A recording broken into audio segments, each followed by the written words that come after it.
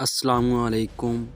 MS news के साथ मैं हूं मुबशर शहजाद। नाजरीन, आज हम बात करेंगे कि जो लोग ये टोला पाकिस्तान में ख़ास तौर पे मुतहर्रिक है, जो कहता है कि फ़ौज 60 से 70% जो बजट है वो खा जाती है, वो कहाँ पे लगाती है।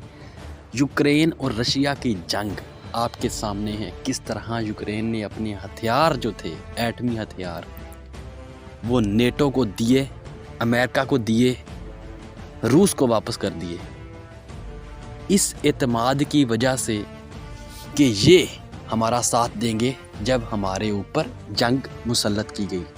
लेकिन क्या हुआ उसके बाद, वो सारी सिचुएशन आप लोगों के सामने है। तो स्टार्ट करते हैं आज की वीडियो।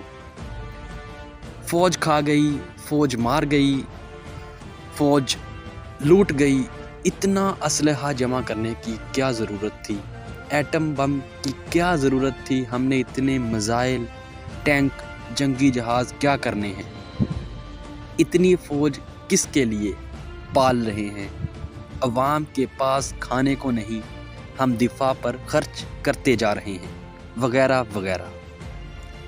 हम दिफा पर खर्च कर रहे हैं, सड़कें नहीं बना रहे।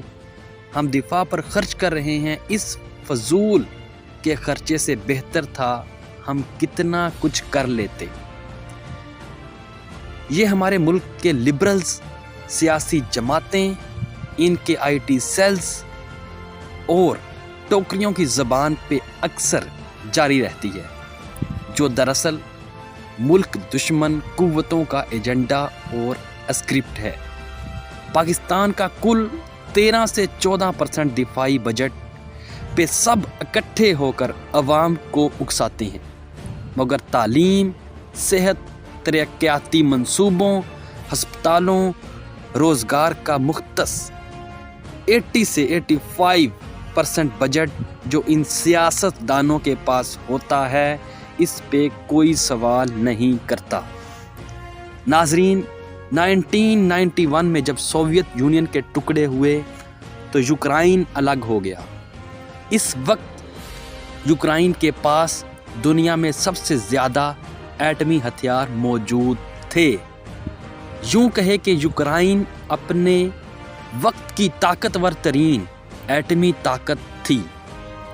बाद में मगरबी ताकतों की बातों में आकर इनकी सिक्योरिटी गारंटी पर यूक्रेन ने निहायत जाहिलाना फैसला करते हुए एटमी हथियार वापस रूस के हवाले कर दिए कि हमारी हिफाजत अमेरिका और इसके इत्तेहादी करेंगे, जैसा कि इनका दावा था।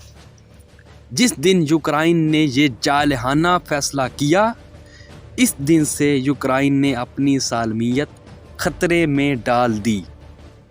और सब कुछ होने के बावजूद भी गुज़श्ता रोज़ रूस के सामने एक ही दिन में यूक्रेनी फ़ौज अपनी तबाही करवाकर अपना मुल्क तकरीबन दे ही बैठी है। और यूक्रेनी बहरिया, बर्री फ़ौज, फ़िज़ाइया पूरी तरह बिखर कर रह गई है।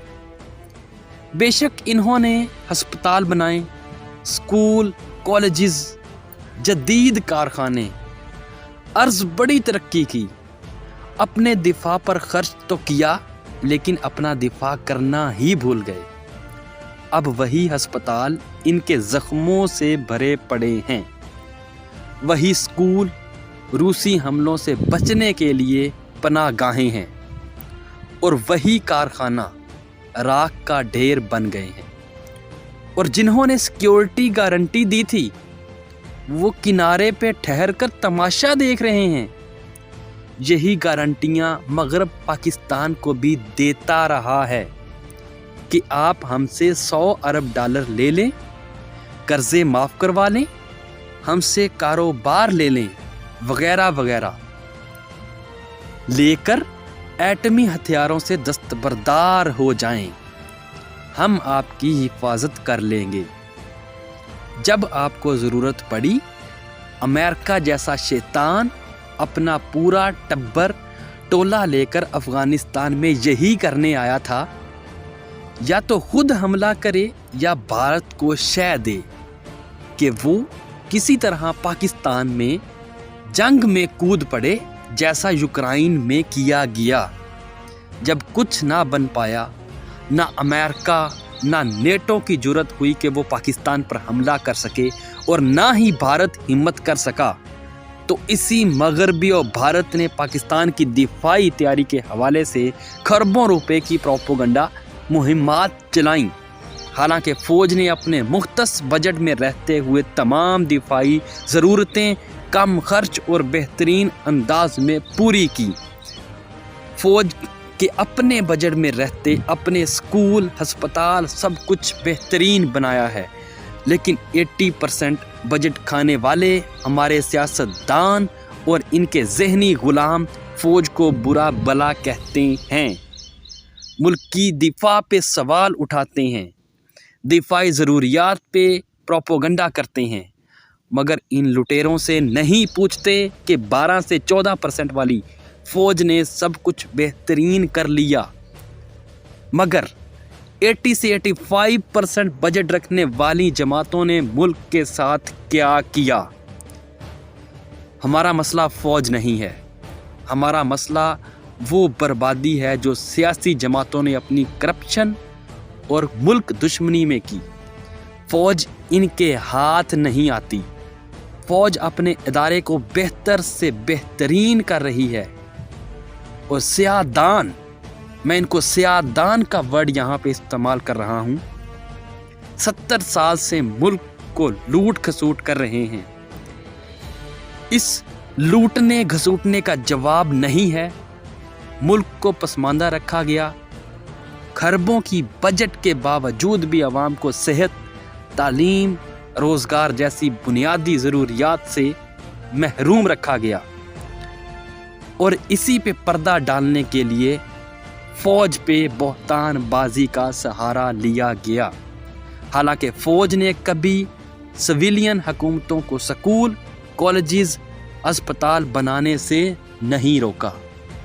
ये वही टोला है जो लिबरल्स के नाम पर, जो सियासतदानों के नाम पर फ़ौज को बदनाम कर रहा है।